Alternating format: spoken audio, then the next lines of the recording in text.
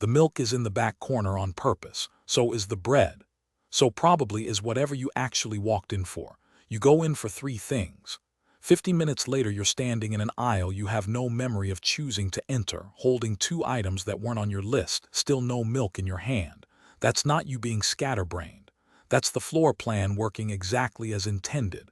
Here's the layout once you actually notice it. Milk, eggs, bread, the stuff nearly everyone buys every trip, almost never near the entrance. They're placed in the farthest corners of the store, deliberately spaced apart from each other, so grabbing all three means crossing as much of the store as physically possible. So why would a store make you walk farther for the one thing you actually came in for?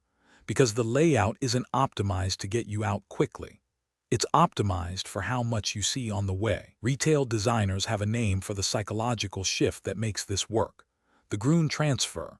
The moment a shopper walks into a large, disorienting retail space and quietly drops their original plan in favor of just browsing. It's named after Victor Gruen, the architect who essentially invented the modern shopping mall, and who spent his later career publicly furious that his designs got used this way. Notice what's missing from most grocery stores. Clocks, windows, any real sense of how much time has passed. That's not an oversight. A shopper who's lost track of time is a shopper who keeps drifting. And once you're in that drifting state, everything else in the store is quietly built to take advantage of it. The main aisles are wide and brightly lit, engineered to pull you in specific directions. Products that make the store the most money sit exactly at eye level, while the cheaper alternatives get pushed to the very top or bottom shelf, where you have to actually look for them.